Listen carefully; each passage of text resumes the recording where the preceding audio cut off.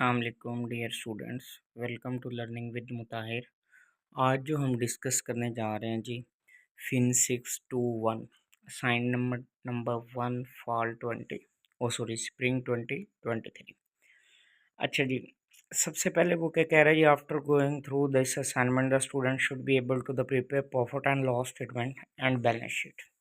अच्छा जी, कहता है जी the trial balance of Haider associate limited is display below. The company was incorporated in 2022 as a public limited company and is in the business manufacturing. Equity shares capital, ये trial balance है। देखो 5 चीज़ें आपके पास ट्रायल बैलेंस में given होनी है।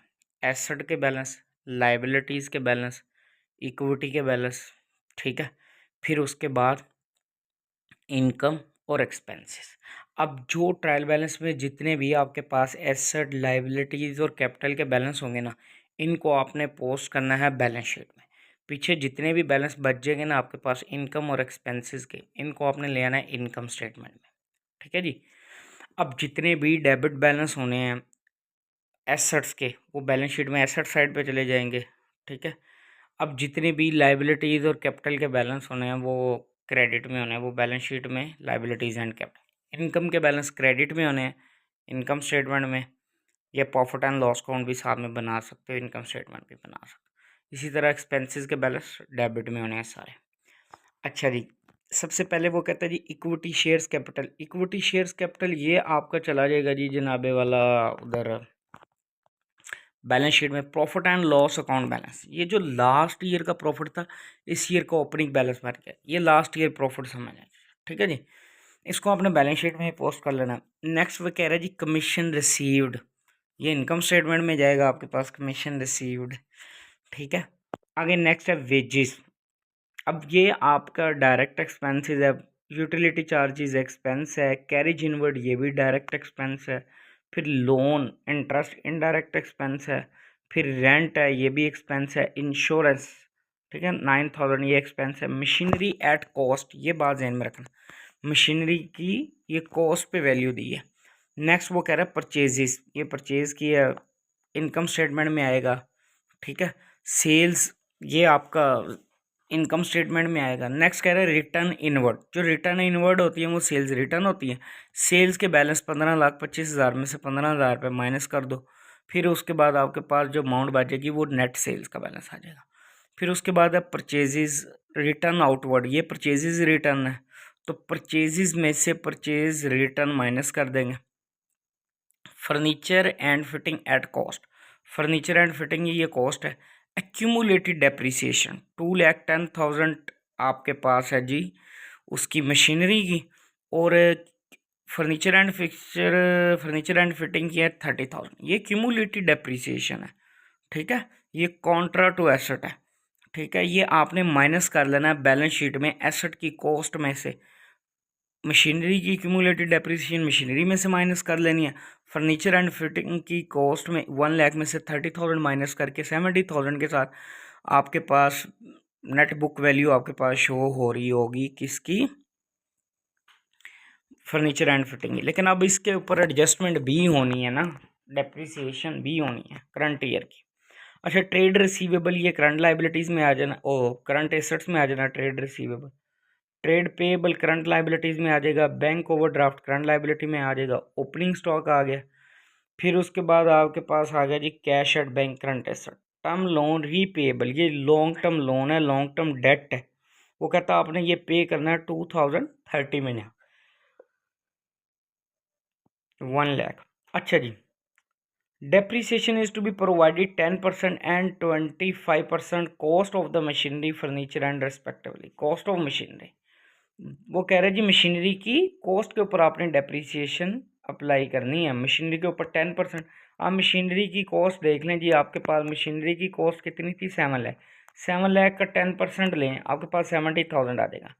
अब balance sheet में आपके पास ये 10% जो आएगा ना, इसको आप इनकम स्टेटमेंट में 10% के साथ जो अमाउंट आएगी 70,000 वहाँ पे भी चार्ज करेंगे, इनकम स्टेटमेंट में भी और उधर बैलेंस शीट। अच्छा, ये एडजस्टमेंट है। एडजस्टमेंट का मतलब ये वो इंफॉर्मेशन है जिसको आपने एडजस्ट नहीं किया, तो इसके लिए बैक एंड पे एडजस्टिंग एंट्रीज पास होती है। तो एक का आपका डेबिट इफेक्ट है, एक क्रेडिट इफेक्ट। जो एक डेबिट इफेक्ट है वो as an expense income statement में जा रहा है, और दूसरा आपकी जो कॉन्ट्रा टू एसेट है क्यूमुलेटेड डेप्रिसिएशन, जो पहले सालों की डेप्रिसिएशन उसमें जाके ये ऐड हो जाएगा।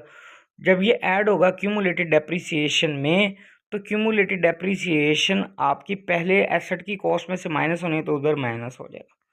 इसी तरह मशीनरी का भी, इसी तरह फर्नीचर का भी। The closing stock at 31 December was valued 3,15,000।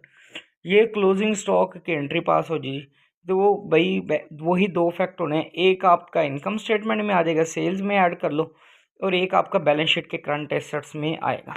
अब वो कह रहे हैं जी prepaid rent 3200 were included in rent. अब देखो जो रेंट का बैलेंस आपके पास ऊपर दिया गया ना 35,000, उस 35,000 वाले रेंट के अंदर वो कह रहा है 3200 रेंट इंक्लूड है प्रीपेड। तो भाई आपने एडवांस में ये इस साल मैचिंग कॉन्सेप्ट क्या कहता है कि जिस साल के इनकम एक्सपेंस उसी साल ही लिखो। तो भाई 3200 एक्सपेंस इस करंट ईयर का नहीं है, तो 3200 एक्सपेंसेस में से माइनस कर दो और 32 को आप करंट एसेट्स बना लो। ठीक है, बैलेंस शीट में 32 करंट एसेट्स में आ जाएगा, और जब आप एक्सपेंसेस इनकम स्टेटमेंट में लिखोगे तो आपके पास जो रेंट का बैलेंस है उसमें 3200 माइनस कर लो। अच्छा जी, नेक्स्ट वो क्या कह रहा है, provide for irrecoverable debts on debtor 1.5%। अब डेटर का जो बैलेंस है आपके पास, ट्रेड रिसीवेबल इधर गिवन है जी, आपके पास किधर गया, ये जी ट्रेड रिसीवेबल 3,20,000, 3,20,000 का 1.5% आपके रिकवरेबल डेट्स हो गए। ये इनकम स्टेटमेंट में एज एन एक्सपेंस आ जाएगा, और जो आप 1.5% लोगे इसका ट्रेड रिसीवेबल का 3,20,000, वो ट्रेड रिसीवेबल में से माइनस कर लो। Accrued wages, outstanding wages payable है अभी स्टिल, तो वेजेस के अंदर ऐड कर लो, एक्सपेंसेस के अंदर वेजेस को ऐड कर लोगे, और करंट लाइबिलिटीज भी बना लोगे एक्रूड वेजेस के नाम से बैलेंस शीट में current liability. Provision for income tax same else, जब आप सारा प्रॉफिट निकालोगे, देखो ना सेल में से cost of sales, cost of sales opening stock purchases, फिर उसके बाद add direct expense less closing stock, ये सारा सेल में सीजीएस निकालोगे, ग्रॉस प्रॉफिट आ जाएगा। ठीक है, उसमें से सारे ये आपके operating expenses other expenses minus हो जाएंगे, तो आपके पास ऑपरेटिंग प्रॉफिट आ जाएगा। फिर उसके अंदर आपने माइनस कर देना है जनाब ये provision for tax, provision for tax 20% है, तो जो आपके पास प्रॉफिट बिफोर टैक्स होगा उसका 20% लो, वो provision for tax current liabilities में भी लिख लो और इनकम स्टेटमेंट के अंदर भी माइनस हो जाएगा। सॉरी यार। अच्छा जी, ये आपके पास है जी, इस पहले नंबर पे क्या कह रहा है जी, प्रॉफिट एंड लॉस स्टेटमेंट बनाओ, दूसरे नंबर पे क्या बनाओ जी, बैलेंस शीट। ये जी सोल्यूशन फाइल अवेलेबल है, किसी बच्चे को चाहिए मेरे व्हाट्सएप वाले नंबर पे कांटेक्ट कर ले, सोल्यूशन फाइल मिल जाएगी।